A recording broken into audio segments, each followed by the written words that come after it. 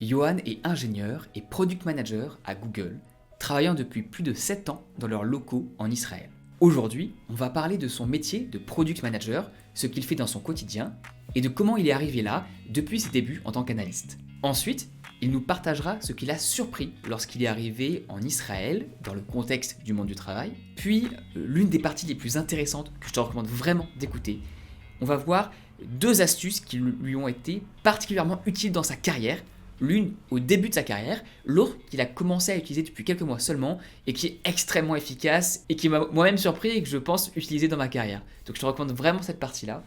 Et enfin, on finira sur ces trois conseils pour des jeunes ingénieurs qui souhaitent avoir une carrière dans le milieu de la tech, que ce soit à Google, dans un GAFA ou dans toute autre structure. Bref, bienvenue sur le podcast Discussion d'ingénieurs. Il y aura des chapitres en bas de la vidéo et dans la description comme d'habitude pour que tu puisses facilement passer d'une partie à une autre. Une seule demande, si tu aimes ce podcast, que tu veux soutenir mon travail, mets un like et mets une bonne note sur les plateformes de podcast si tu m'écoutes sur une plateforme de podcast. Ça aide énormément pour les algorithmes, tu connais. Et je remercie toute personne qui l'a déjà fait ou qui le fait à chaque vidéo. Merci beaucoup. Merci aussi à Johan de nous avoir accordé de son temps et une très bonne écoute à vous. Disclaimer, Johan travaille pour Google, mais les propos que nous avons durant ce podcast n'engagent que nous, et donc ne représentent pas ni n'engagent l'entreprise. Bonne écoute. Tu es product manager donc, au sein d'un GAFA. En pratique, ça ressemble à quoi une de tes journées typiques ou une semaine typique dans ce travail? Ce qui est intéressant dans le travail de product manager, c'est que ça change assez souvent. C'est par période. Le but du product manager, son objectif, c'est de mettre un produit en production.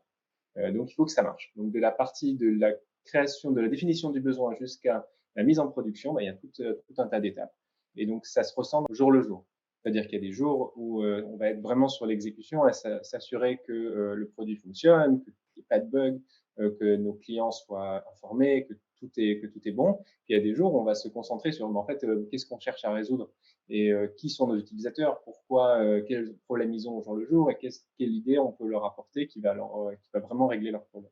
Donc ça dépend il y a des vagues. Il y a pas longtemps, on était en train de mettre des fonctionnalités en production et maintenant on réfléchit aux nouvelles fonctionnalités. Donc, je m'intéresse aux utilisateurs et qu'est-ce qu'ils font. J'étudie en fait quel est mon marché en fait. Ouais, c'est intéressant parce que comme tu dis, c'est par phase. Voilà, par produit, on entend donc soit des applications, soit des fonctionnalités sur les applications qu'on peut utiliser de l'entreprise dans laquelle tu travailles. Euh, Qu'est-ce qui te plaît le plus, toi, entre ces différentes phases? Parce que là, donc, tu parles, tu es en mode un peu définition du besoin actuellement, tu parles pour comprendre les besoins de ton marché. Et c'est quoi la période que tu préfères? Alors, avant de faire product manager, j'étais analyste. Donc, quand on est analyste, on s'occupe vraiment de comprendre le besoin et de comprendre les utilisateurs. Et ce qui était très très frustrant, c'est qu'on n'arrivait jamais à faire quelque chose. Enfin, il n'y avait pas un moment où on faisait un changement et on conduisait ce changement. Donc moi j'aime bien en fait ce que j'aime c'est l'alternance, le fait de ne pas faire tout le temps la même chose. C'est vraiment ça qui me plaît dans mon travail. C'est le fait d'arriver à un impact.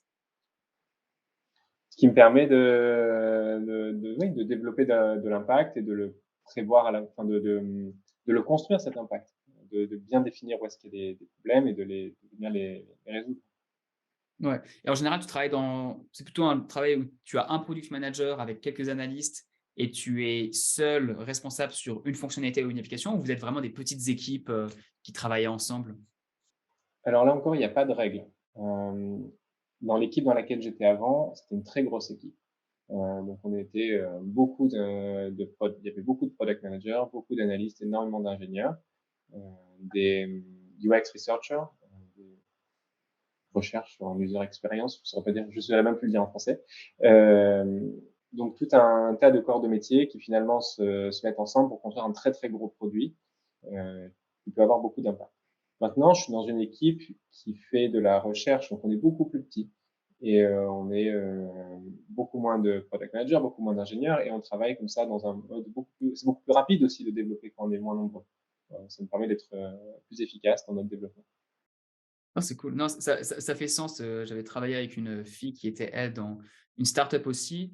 Donc, je crois que c'était 2 product managers, ça allait assez rapidement. Il y avait aussi il y avait comme tu dis, des UX designers, rechercheurs, pardon. Tu en avais 2 et ensuite il y avait 2 analystes et donc ils étaient 6 et puis ça allait très, très vite. C'était un feedback constant et leur but, c'était de mettre en implémentation des nouvelles features, mais toutes les 3-4 mois, parce qu'ils étaient vraiment early stage et ils voulaient voir ce qui allait accrocher, ce qui allait marcher tout de suite.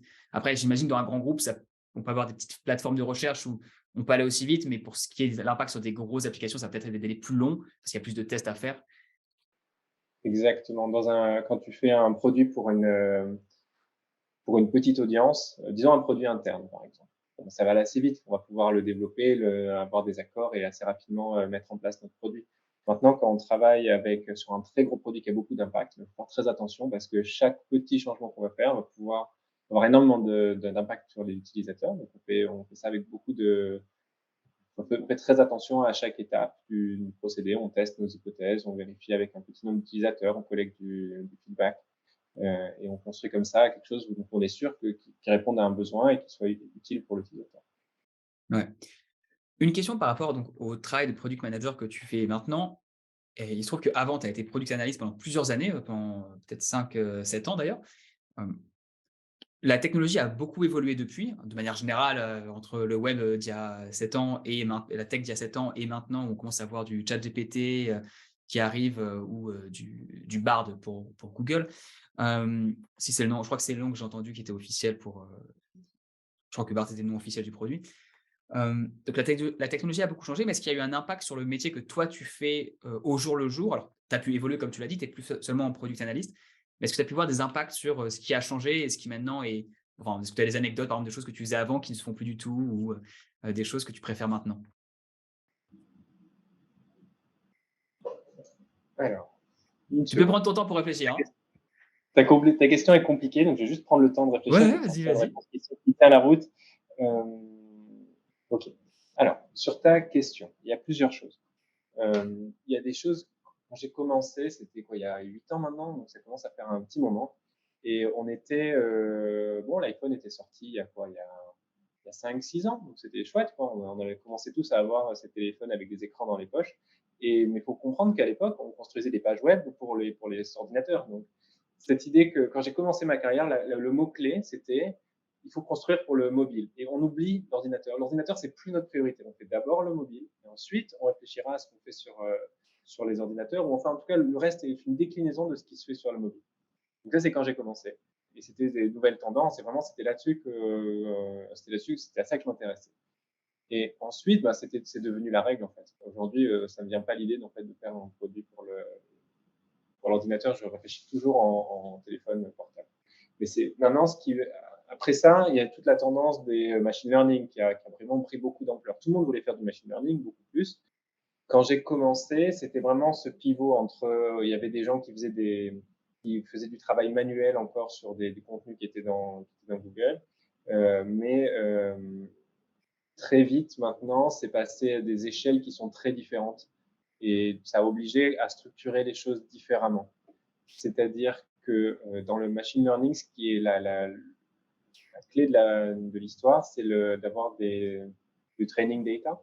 Donc, c'est des informations qu'on va utiliser pour entraîner des modèles. Et la question, c'est comment on crée ces données-là et par quel moyen on permet d'avoir ces données de la meilleure qualité possible. Donc au début, ben, je faisais partie de ceux qui aidaient à faire ces données-là et puis on les faisait à la main et bon, on était un petit peu aidés, mais pas beaucoup. Puis en fait, mon travail, il a évolué. Il n'était plus question de faire ça à la main. On avait des tas d'équipes qui s'occupaient de ça et puis il fallait vérifier que la qualité fonctionnait bien. Donc c'est vraiment l'évolution des machine learning. Et puis à la fin, voilà, le travail, c'était d'être sûr que les données soient de bonne qualité. Après, mon travail il a évolué et puis encore une fois, la qualité de la donnée, c'était vraiment le nerf de l'affaire. Parce qu'en fait, on peut répondre à des tas de questions faux si on n'a pas compris vraiment d'où vient la donnée, comment elle est manipulée, etc. Par exemple, on va faire un sondage, d'accord? On va demander à des étudiants quelles sont leurs plateformes de visionnage de vidéos préférées. Mais on va faire cette étude dans une école d'ingénieurs. On va faire la même étude dans un IUT, puis on va faire la même étude dans une école de commerce ou dans l'université ou l'école de médecine. Bon, on aura probablement des résultats assez différents et des proportions assez différentes. Et donc, en fait, c'est ça que je veux dire dans la qualité de la donnée. Si on veut avoir quelque chose qui représente tout le monde, il faut être sûr d'avoir bien posé la question à tout le monde et pas d'avoir fait facile, je vais demander à mes copains. Mes copains, ils ne sont pas pareils que tout le monde.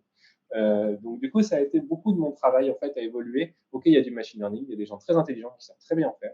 Mais la question fondamentale, c'est d'où vient la donnée qu'on va utiliser pour mettre dans ce machine learning pour qu'elle soit hyper qualitative et qu'elle représente exactement le problème qu'on veut résoudre. Donc, il y a eu cette transformation-là avec le machine learning. Et aujourd'hui, la vraie transformation, c'est tout ce qui concerne avec l'évolution de ChatGPT, etc. On, on est vraiment on sent, moi j'ai l'impression qu'on est dans une nouvelle ère où les language models, en fait, c'est ces modèles qui sont capables de générer du texte, sont vraiment au centre de nos préoccupations et de nos tests. En ce moment, j'essaye beaucoup de modèles et beaucoup de manières de communiquer avec ces modèles-là. Donc, ça change vraiment. Oui, la technologie a beaucoup évolué. On est passé d'un quelque chose qui est très mobile, puis machine learning, c'était vraiment le mot à la mode. C'est vraiment devenu à la mode que c'est devenu banal. Et maintenant, je pense que le mot à la mode, c'est vraiment donc ChatGPT et LLM. Et je pense ça deviendra banal probablement au bout d'un certain temps. Ça prendra du temps. Ça prendra du temps.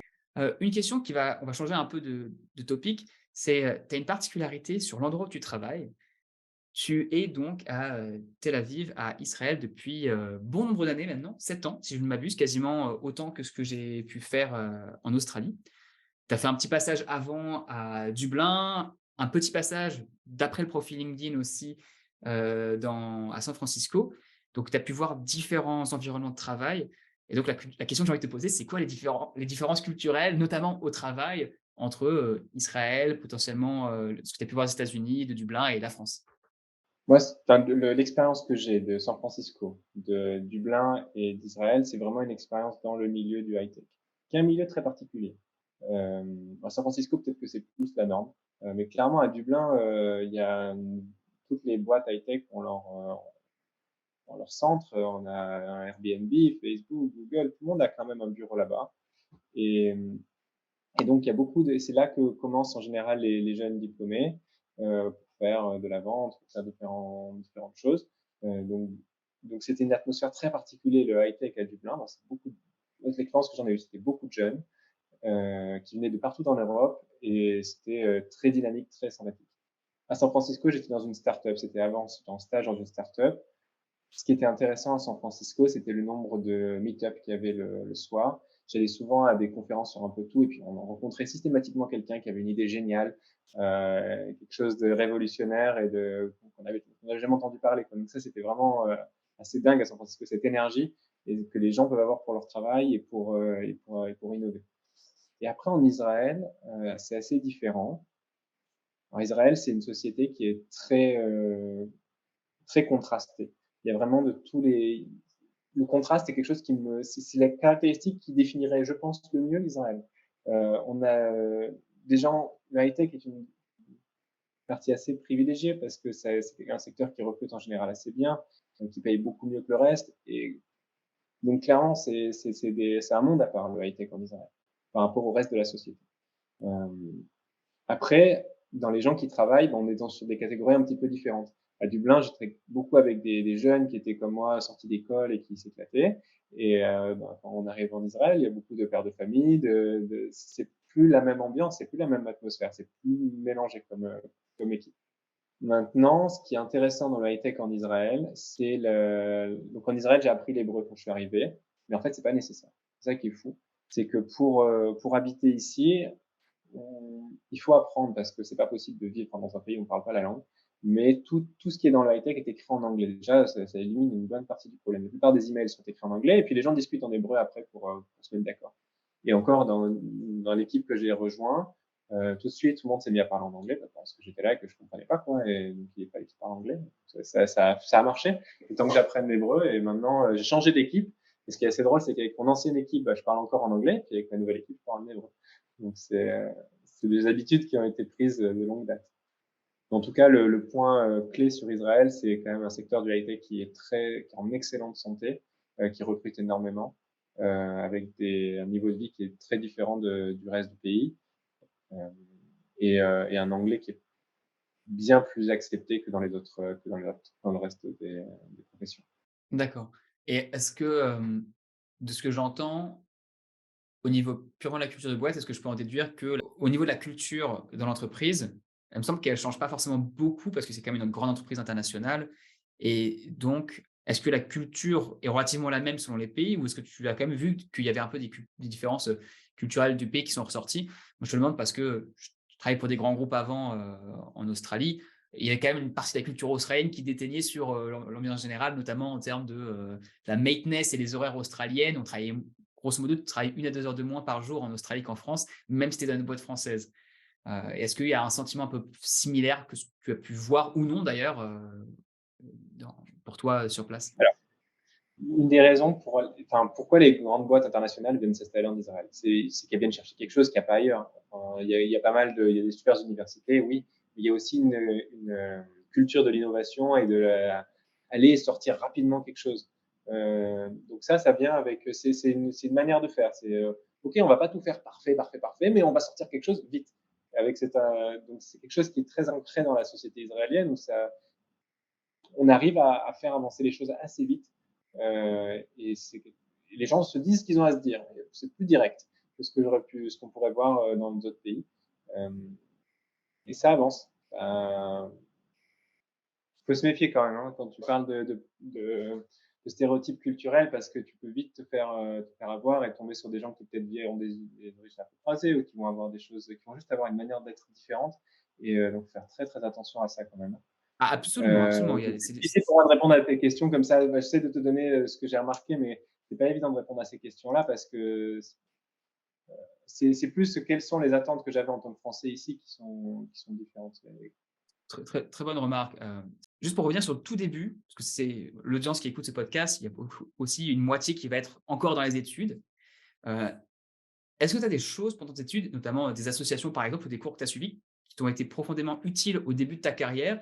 Est-ce que tu te souviens de certaines choses qui t'ont surprise par leur utilité, ou au contraire tu dis: «Bah ça c'est» ouais, enfin c'était vachement cool d'avoir fait cette expérience qui était un peu différente et derrière ça t'a été utile quand tu as commencé ta carrière? Sur les activités en dehors vraiment des études, c'est ce qui m'a permis d'avoir mon premier stage clairement. Donc le premier entretien que j'ai eu pour mon stage, ils m'ont demandé bon, ok, qu'est-ce que tu sais faire? J'étais en première année, je savais pas faire grand-chose, peut-être en deuxième année, et j'avais fait un prototype j'ai fait une sorte de YouTube, mais pour les vidéos internes. Alors jusqu'à présent, on se partageait des vidéos avec des fichiers comme ça en arborescence, c'était vraiment pas pratique. Et du coup, j'avais fait une plateforme comme ça où on pouvait voir les vidéos. Alors, c'était pas parfait, il y avait pas toutes les fonctionnalités, mais bon, j'avais tenté un premier shot et sachant que je savais pas vraiment coder à cette époque-là, ben, c'était quand même assez énorme comme pas. Et je crois que le moment où j'ai mis la vidéo de ce que j'avais fait, ben, c'était clair, quoi. J'avais mon stage, c'était réglé. Il n'y avait pas besoin de discuter plus. C'est ce qu'ils m'ont dit après. Ils m'ont dit, bah, écoute, tu as mis cette vidéo, on a compris que tu es capable de partir de rien du tout et d'arriver à quelque chose qui quand même fonctionne. Alors, on prend, quoi. Enfin, on verra bien ce qu'on peut faire ensemble, mais ça les a convaincus immédiatement.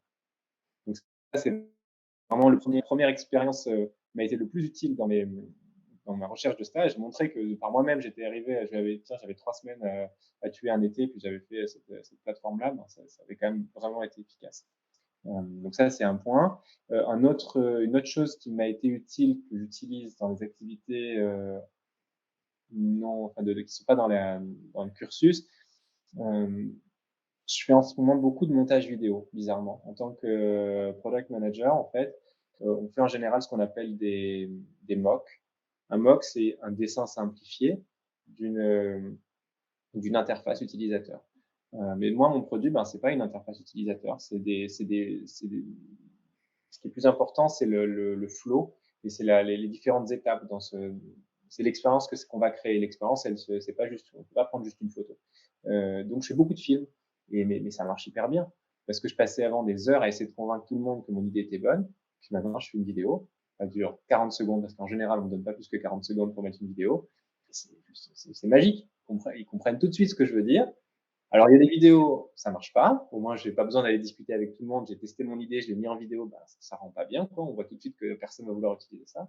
Puis, il y a des vidéos où, en fait, on voit tout de suite que ça va marcher direct, quoi, et ça donne des idées, et ça permet à tout le monde de rentrer avec ses propres idées dans ce que j'avais en tête au départ. Et puis, c'est un outil de communication et de conviction qui est extrêmement puissant. Donc, ces petits montages vidéo que j'avais pu faire avant et l'attention portée comme ça à faire des vidéos qui sont bien propres, quelque chose qui soit net, je m'en sers clairement en ce moment. C'est un des outils qui me différencie des autres. Donc, c'est hyper chouette. Moi, j'avais jamais Et pensé à après, ça comme, il y en a qui font des, pardon. non, non, vas-y, vas-y, vas-y. Il y en a qui font des super documents, qui écrivent des tas de choses, et puis ils écrivent, c'est hyper clair. Moi, quand j'écris, c'est pas hyper clair. Mais voilà. Du coup, je suis capable de faire autre chose et ça marche très bien. Bon, écoute, faire des vidéos pour, faire passer un point, je comprends, hein. Tu t'adresses à la bonne personne. Même si j'ai jamais pensé à le faire pour le travail, c'est plutôt smart. Alors juste question d'un point de vue purement technique, c'est que tu fais une vidéo avec genre des slides que tu fais défiler ou tu vas vraiment faire, des petits effets où tu vas faire, des petites boîtes, qui avec pour modéliser un flow? Comment tu te Bah, disons que j'ai un produit existant, d'accord? Et je veux le modifier. Donc ce que je vais faire, c'est que je vais faire une vidéo du produit comme il tourne aujourd'hui et je vais, avec des effets, faire le produit comme je veux qu'il tourne, après, quoi. Heu, D'accord, par exemple, cliquer genre rajouter un bouton sur une application, par exemple, c'est, tu rajoutes un bouton et là, il y a une fenêtre qui s'ouvre et tu montres, en fait, la fenêtre, ce à quoi elle pourrait ressembler. Un peu comme si tu faisais des sketchs, mais en mode vidéo pour vraiment représenter le schéma le flow utilisateur. Exactement, ouais, ça permet de mieux représenter le flow et de donner tout de suite une idée de l'expérience, finale à celui qui regarde et ça marche bien, ça marche très bien. Non, non, super smart. J'ai pas mal fait des fois pour montrer des choses, j'aime beaucoup la technique, que j'ai apprise pour le coup sur, à Bouygues dans construire un tunnel, c'est tu arrives avec une feuille et tu fais un dessin. Tu fais un dessin, mais en 10 secondes avec des petits bonhommes, en stick, mais tu fais un dessin et tu montres là, tu as la taille, bon, c'était sur des machines, tu vois? Donc tu mettrais la taille du bonhomme, la taille de la machine et tu fais un tunnel et tu fais ça passe pas. Ça tu vois 1 mètre plus 1 mètre plus 4 mètres, ça passe pas, tu vois? Le mec il comprend pas les maths, mais il va comprendre le dessin. Ça marche hyper bien. Tu gagnes énormément de temps en communication. Tu pourrais passer un temps fou: «Ah ouais, quelle idée tu as avec machin». L'autre jour, il est même arrivé un collègue m'est arrivé avec une idée, j'étais pas forcément d'accord. Bon, OK. Du coup, j'ai pris son idée, j'ai dit: «OK, bon, on va respecter son idée, je vais la faire en vidéo, puis tu vas voir tout de suite si ça t'a l'air bien ou pas». Et puis, bon, voilà, j'avais pas besoin de discuter beaucoup plus. Il a vu son idée en vidéo, il a compris et c'était OK, on passe à autre chose. Alors peut-être qu'on réutilisera certaines parties de ce qu'il avait en tête, mais bon, c'est un outil de communication très puissant. Non, c'est très, très, très bonne astuce et pour revenir sur la première, sur ce qui t'a permis d'avoir le stage, d'avoir fait un projet de A à Z, ça, c'est ce que je recommande aussi, c'est incroyable, surtout quand tu es jeune étudiant. Ce qui différencie, on va dire, 10 des étudiants, c'est d'être capable de finir quelque chose. Aussi que le projet, il a beau être le plus petit possible, peu importe, qu'il y a pas toutes les fonctionnalités de YouTube, que tu fasses juste une interface avec des vidéos, mais si tu l'as fini et qu'elle est utilisée malgré tous les bugs qu'il peut y avoir, tu as fait un truc jusqu'au bout et après tu vas commencer à l'itérer parce que tu veux l'améliorer, mais ça te dit il y a vraiment peu de personnes qui le font, beaucoup moins qu'on pourrait le penser. Quand on est jeune. Je Clairement. parle première année, première année, spécifiquement, ouais. Après avec l'expérience, Après, je pense que ça revient à une question de curiosité, d'avoir le temps, enfin, je pense que chacun doit se connaître. Moi, je sais que quand j'ai du temps, je trouve, tiens, je vais m'intéresser à un sujet, puis ce sujet-là, ce jour-là, c'était comment c'est fait YouTube et si on essayait de faire pareil? Voilà, mais c'était des choses, prendre le temps d'être curieux et d'aller explorer ce qui me plaît fondamentalement, bah, c'est comme ça que j'ai réussi en général à faire les meilleures choses. mmh. Dernière question, pour, un jeune ingénieur qui aurait entre, 20-22 et 28 ans, par exemple, qui aimerait évoluer au sein d'une entreprise, telle que Google ou un GAFA. Typiquement dans tout ce qui est product analyst, product management, quels conseils tu donnerais pour son évolution de carrière, pour arriver à, soit à s'épanouir, mais aussi à évoluer, positivement, dans l'entreprise? Alors, donc ta question, c'est comment, évoluer dans un grand groupe? Je pense pas que la question, elle soit très différente dans un grand groupe ou dans un petit groupe. Moi, ce qui m'a permis d'évoluer dans ma carrière et ce qui vraiment, marche, c'est d'être curieux. Quand j'ai un truc qui me plaît, ben, juste, je vais explorer un peu plus, quitte à ce que ce soit: «Bon, OK, c'est pas mon travail, bah, tu sais quoi? C'est pas très grave. Je vais prendre une demi-journée, je vais explorer ce truc-là qui titille un peu, que je suis curieux de comment ça fonctionne». En général, il sort de ça quelque chose. Bon, au moins une fois de temps en temps, il sort quelque chose et ça me suffit à continuer à investir dans ma curiosité et la cultiver et continuer à chercher, des choses que je connais pas et qui juste, m'attirent. Parce que c'est quand on est passionné qu'on est bien meilleur que quand juste on fait son travail. Clairement, les tâches qui m'ont été données versus les tâches que je me suis inventées, les meilleures, c'est celles que je me suis inventées. Il y a rien à faire.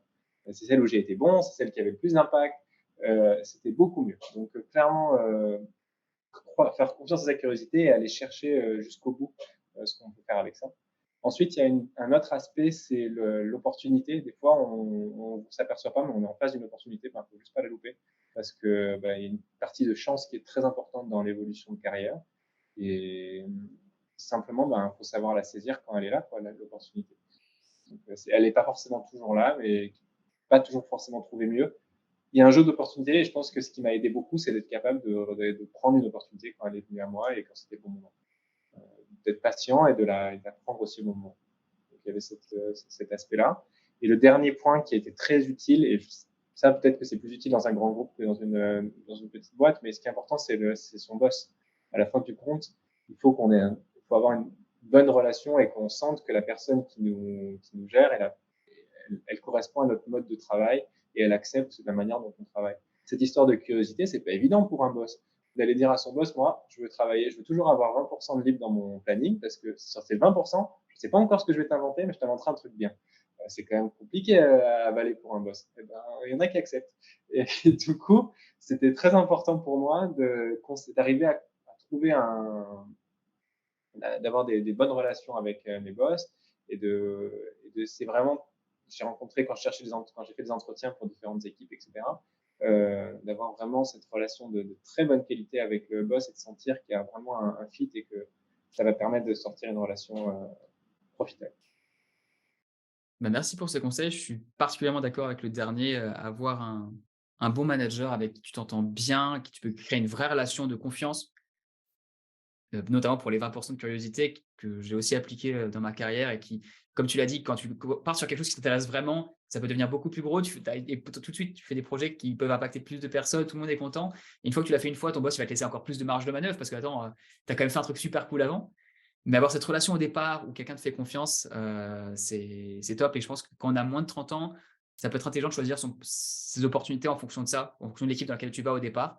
Alors en fonction de l'entreprise aussi bien entendu et du secteur, mais à entreprise égale, choisir potentiellement, là où il va y avoir, le la meilleure équipe, celle qui potentiellement te permettra toi de grandir plus vite, plus et d'aller plus loin. Non, clairement, le boss, c'est super important et c'est lui qui finalement écrit l'évaluation à la fin de l'année, qui va donner les projets. Donc, s'il y a 2 projets, ben, avoir celui qui est intéressant, qui plaît, qui va dans le sens de la carrière.